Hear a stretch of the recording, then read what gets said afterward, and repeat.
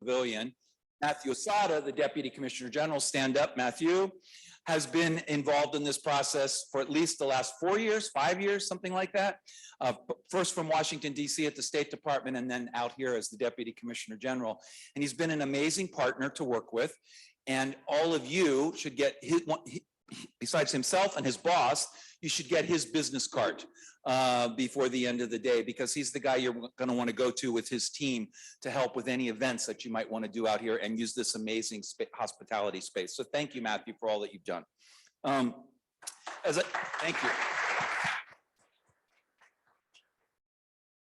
As I said, the Expo has created of 10 business theme weeks. This is the first week in the 6 months of these business theme weeks, and the US-UAE Business Council has stepped forward a couple, 3 months ago in conjunction with Matt and his team to come up with 10 programs that 10 panels of American companies that will showcase American ingenuity for the future. The purpose of these panels is to showcase the narrative of what America's doing in the future in each one of these business verticals for a foreign audience. Our Emirati friends are here, our US partners are here, but the main focus is to showcase what America's doing to the world that's visiting Expo. So this is our first run at this. Excuse a few kinks here and there. By the end of it, we're all going to be experts at this, but we couldn't do this without our wonderful partners at the US Pavilion, and I'll introduce our new Commissioner General in that regard to come up and say a few words. Bob is an amazing American businessman who's been successful over and over in his own right and has been an integral part of working with American administrations, I should say, and helping get Americans elected to president in the last few years. Could not be prouder to have Bob as our partner today. I'm going to let you speak, sir. That's great. Thank you. First of all, I don't consider myself Matthew Asada's boss. I'm his chief marketing officer because that's what I do best. But we've been a great team, and I've been on the ground about 8 days. So I'm drinking out of a fire hose here a little bit, but it's been a great experience. About, I don't know, maybe just 12 weeks ago, maybe less than that, 10 weeks ago, I was minding my own business, running my construction company that works across North America, and I got nominated and then pretty quickly went through the process and got sworn in. But like 2 days after I heard from the White House that I was nominated for this position, I got like 3 text messages that said, "Have you heard of Danny Seabright?" I mean, it's like, who's Danny Seabright, right? So now I know that that's a big deal. And every week, ever since, I've gotten more text messages and now WhatsApp, right? Do you know Danny Seabright? You got to get to know Danny. Danny, you've done a great job of really creating this platform for American companies to do business around the world and vice versa. And that's critical. I think one of the amazing opportunities that I have, and I call my job the best job in the entire administration, because these ambassadors and all these other jobs, they have to deal with all this kind of nasty stuff sometimes. And my job is all good news. My job is all collaborating, cooperation, connections, which is what this amazing expo that the UAE is putting on is a tremendous opportunity for the Middle East and for the rest of the world, really to create a whole different context of the way we converse and the way we work together. And that really starts with business. My background is business. I started a company in America 35 years ago that this year will do about $5 billion of construction across North America. So you are my people. I'm not really a government person, but I'm really loving the opportunity to represent America, to bring all of you together and to help Danny with his mission. And I'm excited to be here. And just 2 more things on the pavilion. We do have healthy food up here, and we love the Ritz-Carlton, but they're also making great hamburgers and hot dogs downstairs at our grill, so you can also have an unhealthy meal if you like. When you bring your families here, whatever, you bring your guests here, you know, our home is your home. You get my business card, Matthew's card. We want to host you here. We want to be your partner. We want to welcome you to the pavilion and we'll give you a first-class experience, and that's what America wants to represent here. So thanks, Danny, and thank you all for being here. This is a great show up.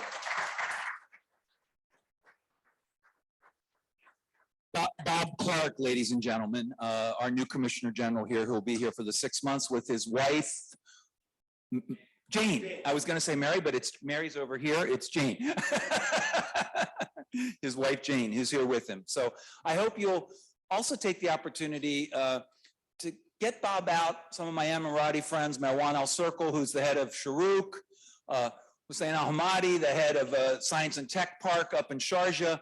I hope you'll take advantage of getting Bob out to meet and have some hospitality in the UAE while he's here as well. So please, thank you for that.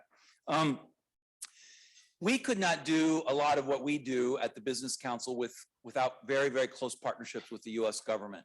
And my closest partner on the US government side, after, folks in Washington that I can't name, is Thomas Bruns, who I can name, the senior commercial officer in the embassy in Abu Dhabi, who's responsible for most of the Gulf region. And I would be remiss if I didn't let Thomas say a few words about what he does at the embassy and how he helps American companies. Thank you very much, Danny. I'll be very brief because it's just looking at the panel and the different folks speaking today. It seems like a very, very interesting topic. So Thomas Bruns, I'm the Regional Senior Commercial Officer for the Gulf and the Commercial Counselor for the UAE. I represent the Department of Commerce in the region. And I want to thank Danny for all of his support, not only around the pavilion, but throughout the year. Anybody who's in the UAE has seen the incredible innovative work that he's been able to accomplish despite the pandemic through virtual panels and keeping the US and the UAE bilateral commercial relationship alive and ticking. So let's give a round of applause to Danny, please. And his great team. Where's Mary? Mary as well over there. Round of applause. As far as the US mission, I want to say it is a first priority for us to be supporting US business. And we want that front and center in everything that we do. At the commercial service, we provide very simple matchmaking services and other assistance for US companies, including advocacy on government procurements. And we also are beginning working very closely with the pavilion here to support events right here during Expo. And we want to take advantage of these 6 months to do that in partnership with you. So large companies who have the resources and the contacts can work directly with the pavilion, but those small and medium-sized companies that are looking for a little extra support from us to bring in contacts and do events, we can also help and assist and do that here. In addition, we'd very much like to see how we can use Expo as a platform to bring more companies into the UAE. As the old saying goes, rising tides lifts all boats. The more US companies we have in this market, the better. And so we're going to bring Trade Winds, which is our marquee US government-led trade mission, up to 100 companies here March 6th through the 8th to help folks in the US discover the UAE and the broader Gulf region and all the opportunities that are out here. So if you need any further information on that or anything else, please come see me. Happy to support you and help you in the UAE and in the broader region. Thank you. Okay, let's get started. Could I have my panel members come up, please? So while they're getting assembled, let me just give you a little bit back. Yeah, wherever you like to sit, we'll figure it out here on the, we're missing one, I think. Yeah, we had one that couldn't come. That's good. That's great. Oh no, there he is. I'm sorry. Sorry. Today's event, as I said, coincides with Expo 2020's Climate and Biodiversity Week, which is this business week's focus. The Business Council has focused heavily on climate change and all of the work that we've done over the last year as a result of the new partnership that's emerged between the Biden administration and the UAE government, particularly His Excellency Sultan Al Jaber in this space. And Sultan Al Jaber and Secretary Kerry have been very close, and there's a lot of big announcements that are going to be coming in the weeks and months ahead on what they're going to do to our two countries are going to do together in this area. And I'm pleased to be moderating today's discussion on the future of energy, powering a cleaner and more sustainable planet. And I've asked our panelists, who I'm going to introduce in 1 second, to focus. They're going to say a few words about what their companies are doing now, but the focus is on the future. And the focus is again on the future of what American innovation is happening, so that some of our foreign friends in the room might understand how better to partner with the US going forward. We'll discuss innovation in the US energy sector, the role these companies play globally, empowering a clean and more sustainable planet. And I want to be very clear to note that as a result of the pandemic and what we've all learned from the pandemic, everything that we're going to do going forward is going to be in a hybrid fashion. So we are being taped. We're going to be live. We're live right now. We're going to be on YouTube later. So the Business Council is trying to pivot from everything being in virtual over the last 18 months to creating events that provide value to people face to face, and if they can't join, on a virtual. And we have over 200 folks that are signed up watching live right now, and we expect another 300 or 400 to watch the event afterwards. So it's a great way to get out the word even more broadly in the community. So today we're joined by Dr. Abdulrahman Khalid, Chief Technology Officer for Europe, Middle East, and Africa at GE. And then we're not in any specific order here. GE is one of the leading companies in the renewable energy space and is a world leader in decarbonization of the gas power sector. Christian Lenoble in the middle, General Manager and Lead Country Manager for the UAE at ExxonMobil, a major oil and gas corporation dedicated to powering the future. Young Kim, who's the UAE Branch Manager for Westinghouse, the world leader in developing safe, innovative nuclear technology, and is a partner with ENIC, with the UAE's 4 landmark nuclear reactors in Baraka.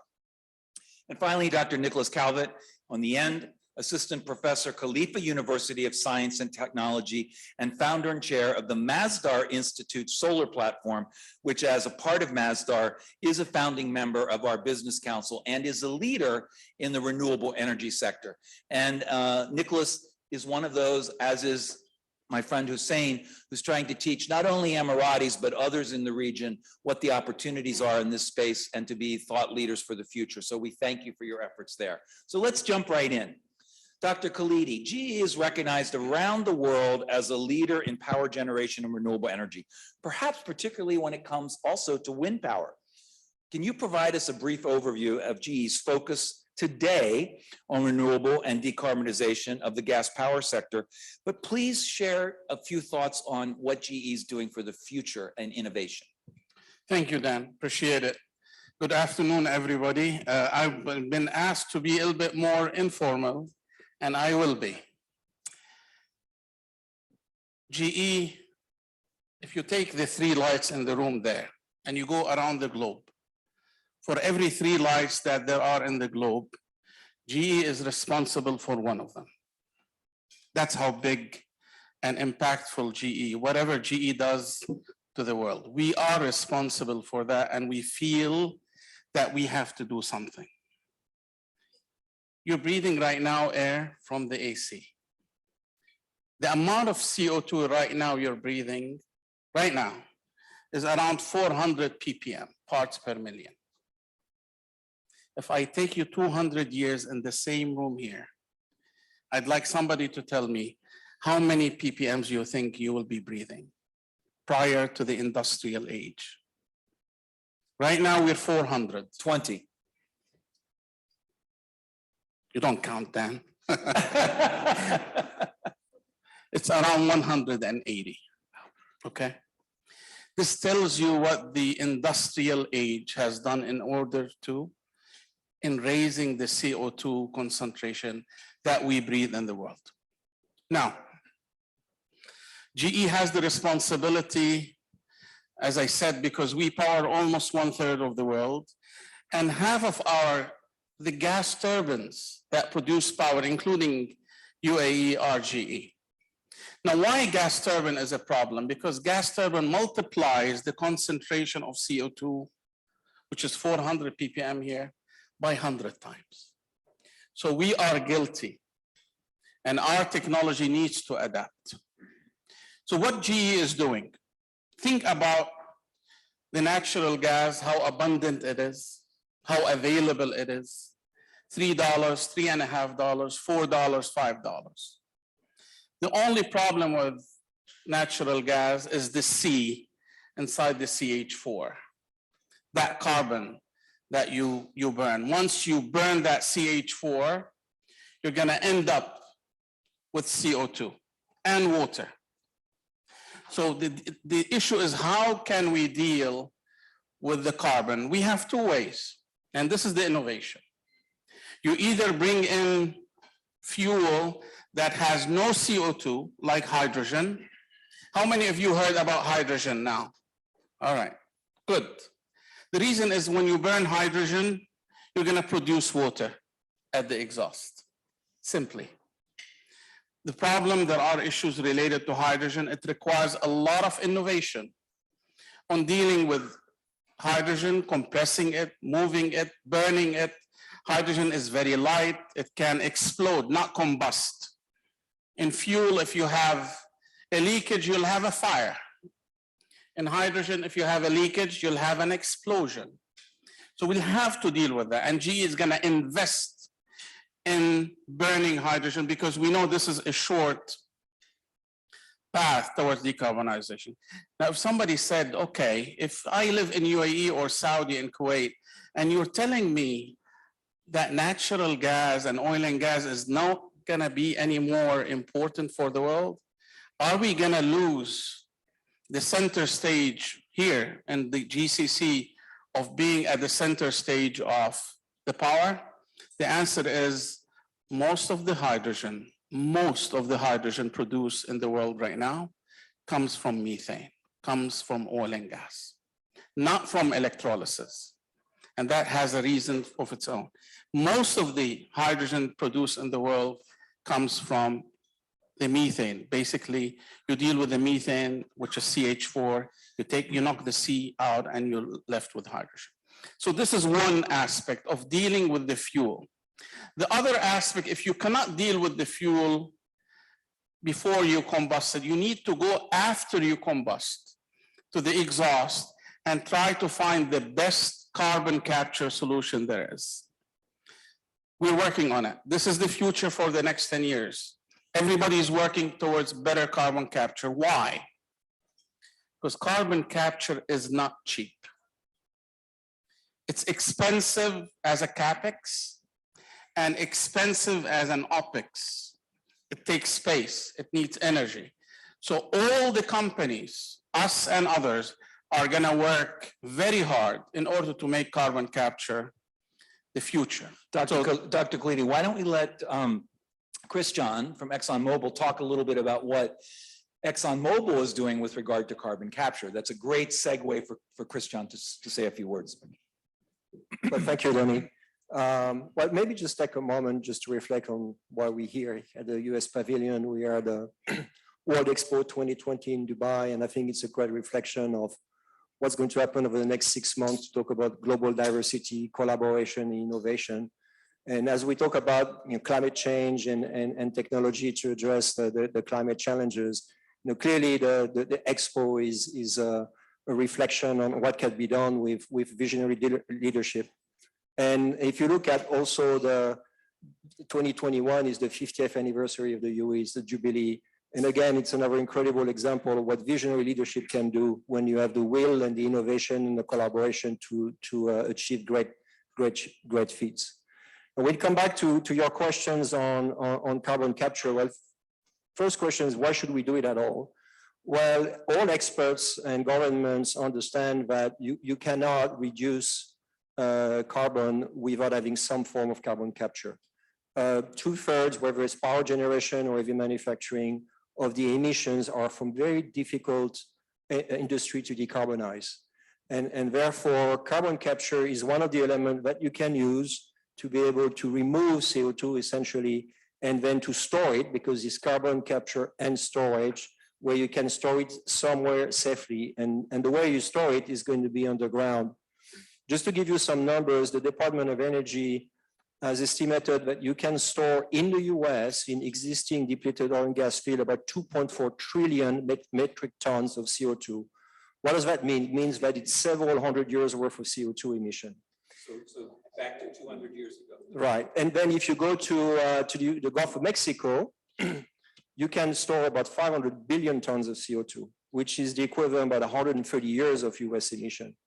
So what does ExxonMobil does about that? Well, ExxonMobil is the leading company in the world in terms of carbon capture. We've captured and stored safely more than anybody else. We've stored up to date 120 million tons of CO2. What does that mean? It's about eliminating the emissions of about 25 million cars.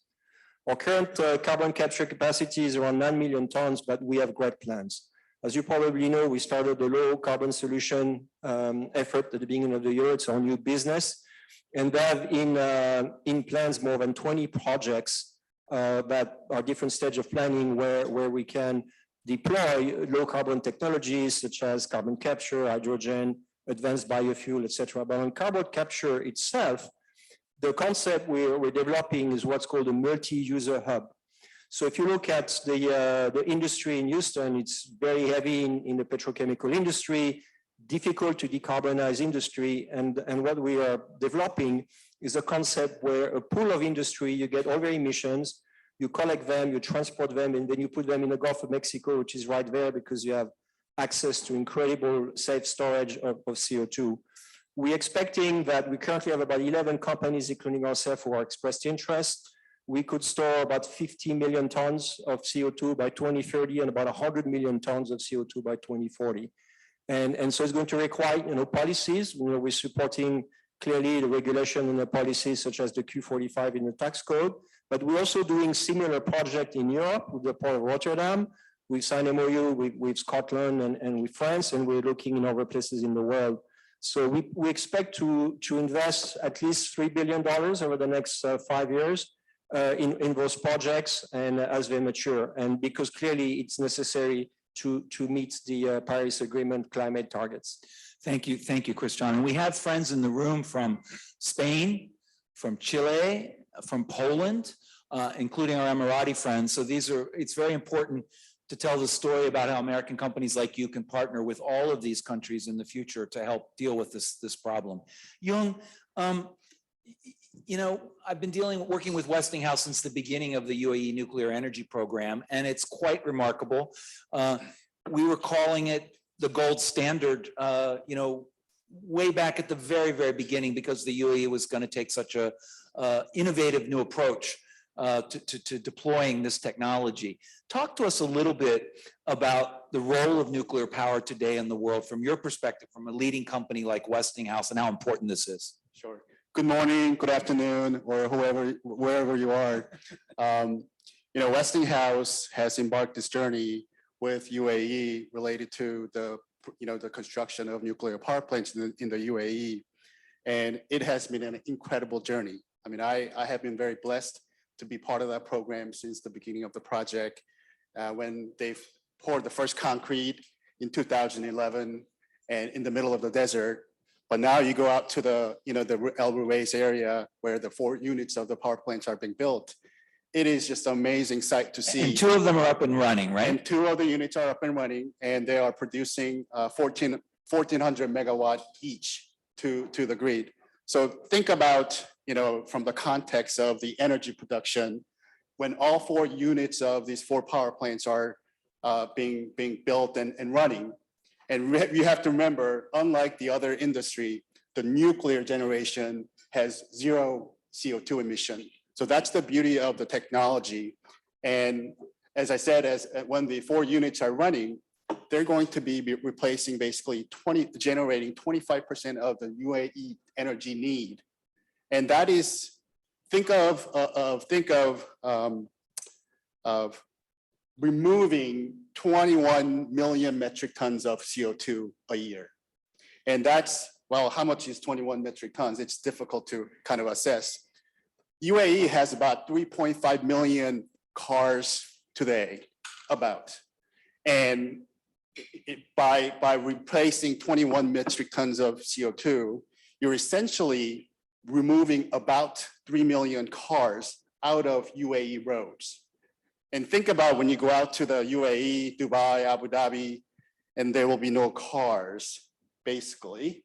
And that's how much the removal of CO2 savings that you would achieve through these four reactor in operation. And they're safe. And they are inherently safe, and they have a lot of inherent characteristics and features, and it's heavily regulated industry. So we have a lot of redundancies and things like that to support safe operation.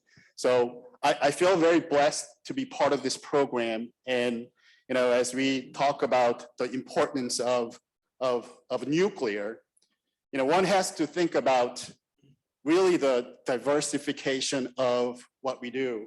We have solar, we have wind power, we have the conventional, the generation. Nuclear, if the countries start looking at the 2050 zero emission objectives and goals, the nuclear to me, as a company that I desire and love, we really have to look at that as a part of the conversation. And it has to be included as part of the solution if we are going to achieve that target of zero emission, the zero neutral carbon emission target in 2050. So if I understand it correctly, when the 4 reactors are operating in the next few years, that they will comprise 20%, 25% of the UAE's energy mix. So that's critical, really critical. Dr. Calvert, given your work in solar energy and engineering science and energy and environment, you really have a bird's eye view of the new technologies coming to market in the energy space, including those mentioned by our panelists. But what technologies are going to drive the future of energy? I know you're going to say probably a word about hydrogen, but what else can you tell us in these various areas? Do you see US companies playing a leadership role in creating this new energy mix for the future? Thank you very much. Good afternoon. So for sure, we all know that renewable energy are now part of the energy mix. And it was not always the case. When I joined Masdar Institute in 2013, renewable energy were still expensive. In 2017, solar became the cheapest way to produce electricity in Abu Dhabi. And today I will ask you, how much cost 1 kilowatt hour of solar electricity in the GCC? Do you know? 2 cents? 1.04 cents a kilowatt hour. That was the last bid in Saudi Arabia. So really today, solar is the cheapest way to produce electricity in the GCC. So we will have to live with a big share of solar in the total energy mix. I don't like to put in competition all the different technology because I believe that the right approach is to have a mix of nuclear, solar, wind, if you have wind, hydropower, etc., etc. So if you look at for example, California, where you have a lot of PV installed, you will have 2 problems. So the electric demand, if you look at the electric demand on the grid, you usually have 2 peaks, one in the middle of the day and one in the evening when everybody goes back home and switch on the light. When you produce photovoltaic energy, you produce only during the middle of the day when you have sun. So you will shave the peak in the middle of the day, and we call that usually the camel curve. And if you shave it, you obtain a duck curve. And so the problem is that in the middle of the day in California, they have too much power coming from solar, and this power is not needed. And as you know, when you produce electricity and you put it on the grid, somebody has to consume it somewhere. So you have an overgeneration risk. And also you have another problem when the solar power slow down in the end afternoon, you have the second peak of demand that starts. And that's when you don't have solar energy. So we will need energy storage technology. So we have, of course, hydrogen, which could be an option, but it's still expensive. So what we are looking at is thermal energy storage, and especially using concentrated solar power. So concentrated solar power is using mirror to concentrate the light and create heat at very high temperature. So another question for you, do you know what is needed from industry? Is it electricity mainly? Yes or no? Batteries. Does industry needs electricity first? The answer is no. 74% of the need of industry is heat at very high temperature. So you have, for example, a company in the US called Heliogen. This is the first company working on concentrated solar power backed up by Bill Gates. So Bill Gates wants to replace fossil fuel in industry. And what needs industry is heat. So by using concentrated solar power, we create heat at very high temperature. And the beauty of this is that heat is much easier and cheaper to store than electricity. So I see the future, a lot of concentrated solar power to replace fossil fuel in industry. And I'm not the only one to say that, because now I have Bill Gates who agreed with me. Well, if Bill Gates is on your side, you're doing pretty well, right?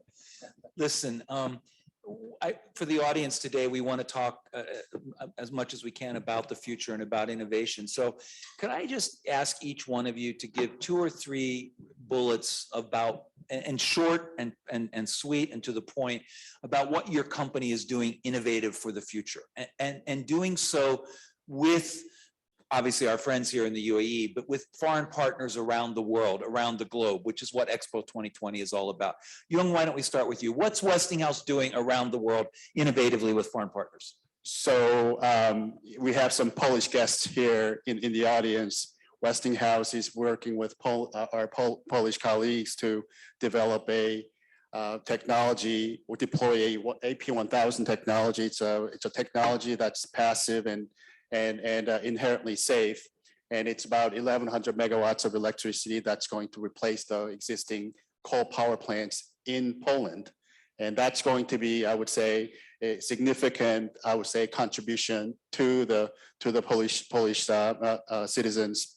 Also, we are actually embarking on a very innovative technology. It's called micro reactors. These micro reactors, we call it eVinci. And these, to me, will be a game changer relative to how it gets deployed in a remote locations. So we're working with our Canadian customers to potentially deploy a 5 to 10 megawatt electric micro reactor in a remote area where it's difficult to transport the fossil and diesels and other types of energy, especially in the they don't get much the sun either.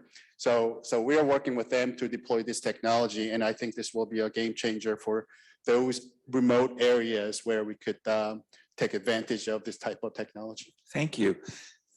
That's really, really interesting. The micro reactors are, I know, something that Saudi Arabia is also very interested in for the future. Chris John, I know you want to tell us a story about Porsche. Please do, if you will. But then tell us also beyond Germany and Porsche and what you're doing around the world in an innovative way. Well, let me, since you asked about Porsche, I think it's interesting. I think I heard you said that people from Chile here.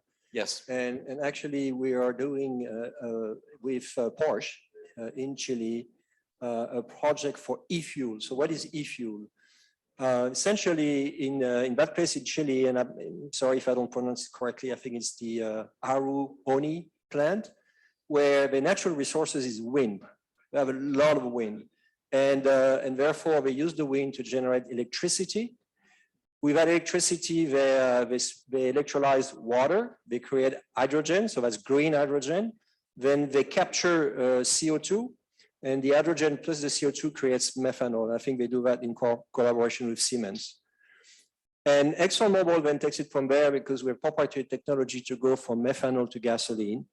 And so now you create an e-fuel where, if you do it at scale, you can reduce the emission from the e-fuel by about 85% versus conventional fuel.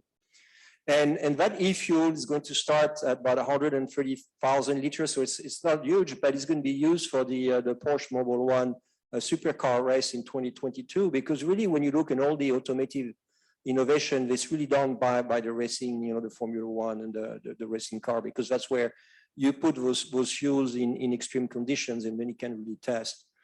So that's interesting because you have chili, you have green hydrogen, you have direct air capture when you get CO2, then you get the e-fuel. And so you would say, well, why do you want to do liquid fuel after all? Well, the reality is that Porsche themselves says that if they look at all the automobiles they built, forever, 70% are still on the road. Mm-hmm. So you need to realize that we're going to still need liquid fuels for a long, long time, even as you transition.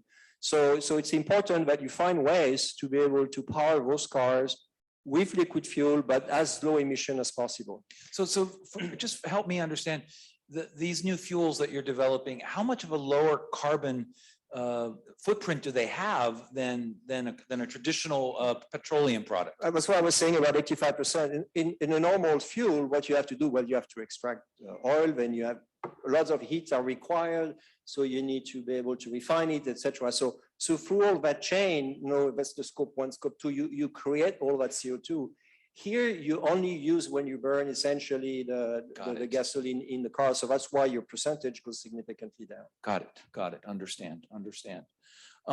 Dr. Khalidi, the U.S. pavilion that we're in downstairs, there's a whole little section on electricity and how it changed the world. And to your point, your GE, founded by Thomas Edison, one of those thought leaders in, globally, is in 180 countries around the world today with your light bulbs and so many other amazing products. Tell us 3 things or 2 things, whatever that you want to talk about that you're doing for innovation for the future from GE. I'm going to give you 2. You're going to give me 2. Before that, I'm going to comment on his. Please. And this is a comment from somebody who's following the industry, not as a GE. Whoever is going to come up with the best storage media is going to conquer the world. All right, we're in a race. Right now, we can think about thermal. We can think about lithium ion, like in the cars. Whoever is going to crack that code, and I mean by that, somebody who can create a battery, or let's call it a storage media, that might be 3 to 5 times more density. Remember these numbers, 3 to 5 times more density, energy density. And the ability to charge them faster is gonna put most of us. Is GE working on that? Yes, we are. But I cannot talk about, we are in. No secrets, no secrets. We don't want to go to jail. No secrets. Combustion will cease to exist, I'll tell you. Even planes, commercial planes can work on batteries. So, but we're not there yet. We are maybe 20 years. I don't know who's gonna come up with it. Is it gonna be the Americans? I hope so. Is it gonna be the Chinese? Is it gonna be the Germans? Is it gonna be here? We don't know, but think about it. If you're gonna change the world, it's gonna be in storage, because after that, the game will be completely different. Now, in the meantime, while solving this problem, 2 things I just wanna mention to you. GE is heavily investing. I told you about carbon capture, and Christian talked about that. Unfortunately, it's expensive, as I said. We wanna make a major innovation in carbon capture by cutting the cost, OPEX, CAPEX, et cetera, power, et cetera, in order to make it more feasible. This is on the carbon capture. We're gonna invest in it. We're gonna have some major announcements next year on it, on how we're gonna do that. This is number 1. But number 2, on renewables, because this is part of our business. We do hydro, we do nuclear, we do wind. In wind, everybody knows about superconductivity concept, right? If you have an electric wire and you cool it down to a certain temperature, there will be zero resistance in the wire, meaning electricity will continue to flow. By the way, I'll tell you a secret because I worked on MRIs before. If you did an MRI scan in a hospital, that magnet has power continuously. The electrons are running continuously without any extra power. There is no power to power that magnet. You know why? Because there is a cryo cooler up there, you hear it, that voice that keeps those wires close to 0 Kelvin, and electricity is running and running forever. So we're gonna take that MRI technology from GE and implement it on a generator and put it on the top of a Haliade X. This is the biggest offshore wind turbine in the world. This is around 14 megawatts. This is one huge wind turbine, the largest in the world, 220 meters, tall. This is like a skyscraper. We're gonna use that technology to create a superconducting generator. And when we do that, the levelized cost of electricity is gonna be reduced. You're gonna have wind power, and with, the lovely thing about the offshore, the capacity factor, not like land, the capacity factor offshore is 65%. That's huge. Thank you. Thank you, sir. That's really interesting. Dr. Calvin, I'm going to pivot to you. We have friends from New York University in the room. We have friends from Sharjah Research and Technology Park in the room. At Khalifa University, you're responsible for striking imagination in the minds of our youngsters, our children, the young adults for the future. What do you tell them about the future of energy? How do you guide and direct them? And how can the American companies and the other companies in the room help you, help NYU, help my friend Hussein here with what they do for the future? Well, first of all, I would like to comment on your comments. It's gonna be a long day.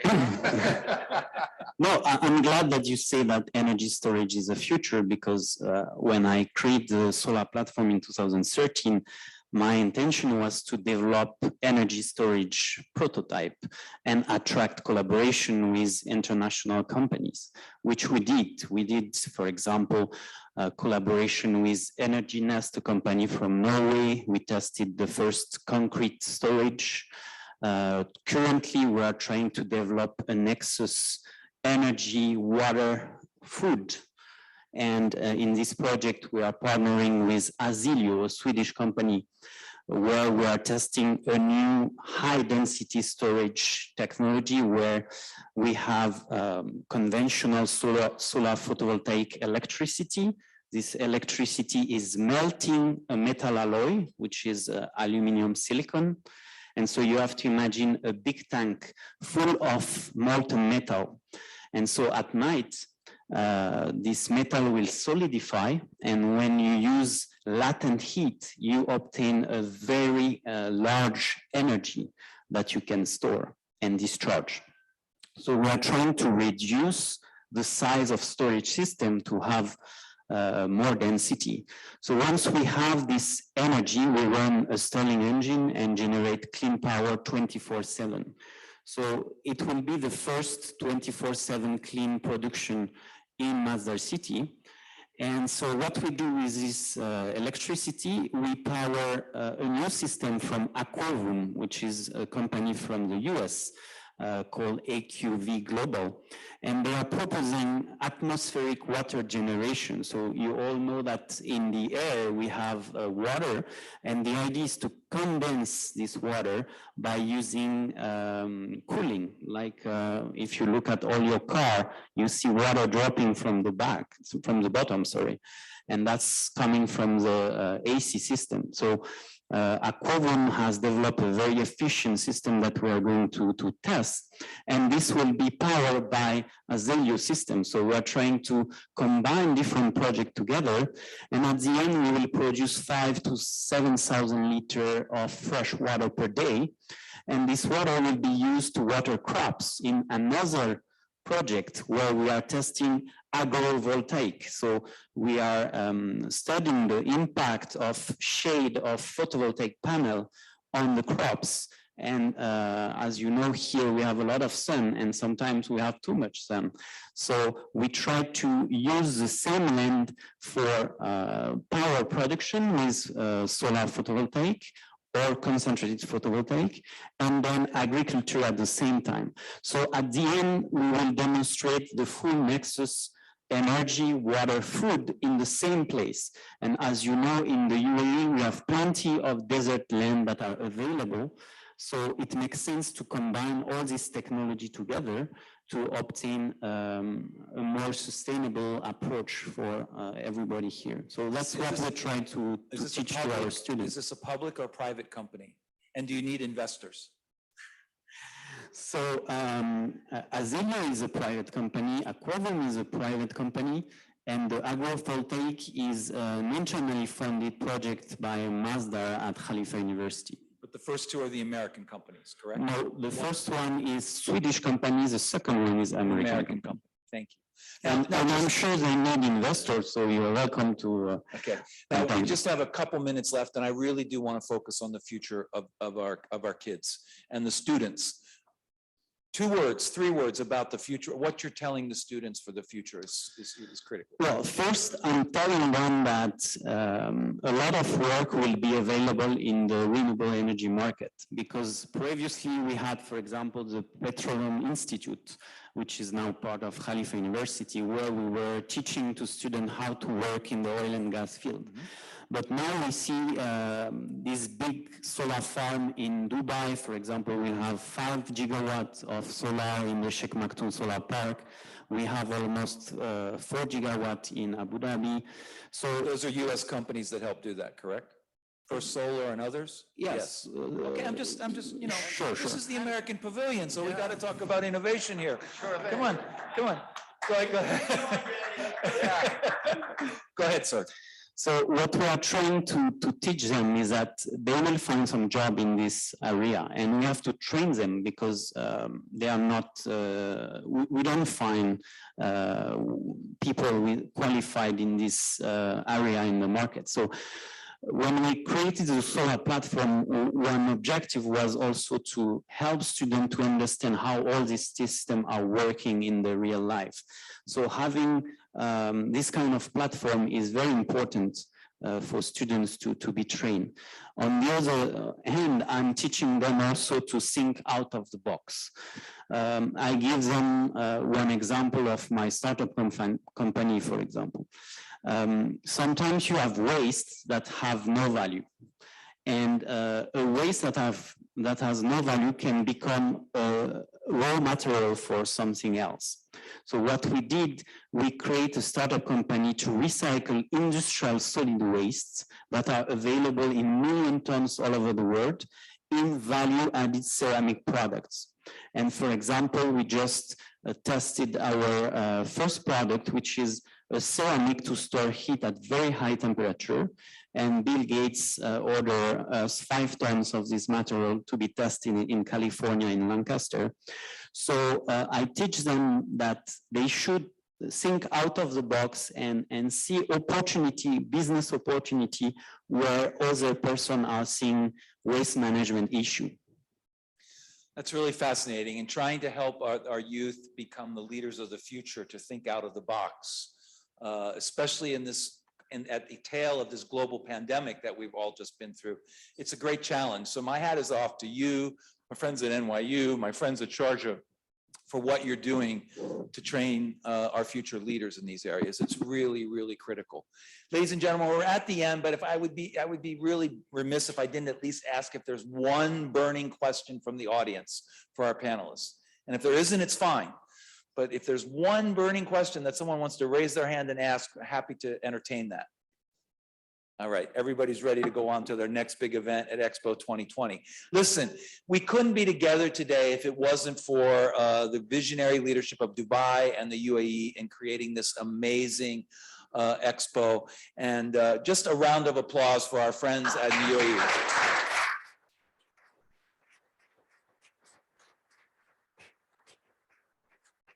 And a thanks to all of our panelists. Really, really appreciate all of your thoughts and your leadership and what you're doing. with your various companies. We're going to host our next panel here at the US Pavilion on October 19th, and it will be during Space Week. It will be during the week that Expo has dedicated to teaching us all a little bit about what's happening in space. And in that regard, if you haven't walked through the US Pavilion yet before you leave, you had better do so, because you can touch a moon rock, you can see the Mars lander, and some things like that, because America had a little bit of a role in space before the UAE started jumping in here to go to Mars and things like that. So ladies and gentlemen, thank you so much for coming today. Thanks to the American government, to Bob for his wonderful, and to Matthew for their wonderful hospitality and their teams. We really appreciate it. Have a wonderful afternoon, and we look forward to seeing you possibly in 2 weeks when we're back to do space. Matthew, you have something you want to say? Sorry. I just wanted to make a plug. So we're really excited about all this great business programming that Danny and the team are bringing out here.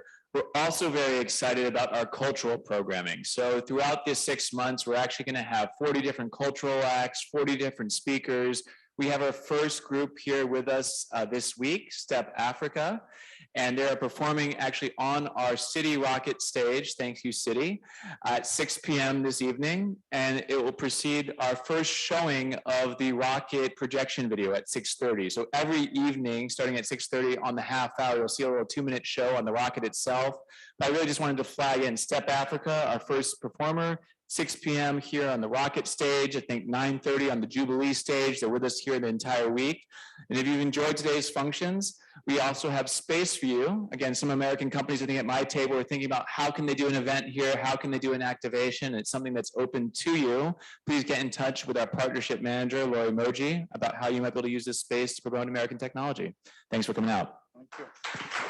Thank you, everyone. Thank you, guys.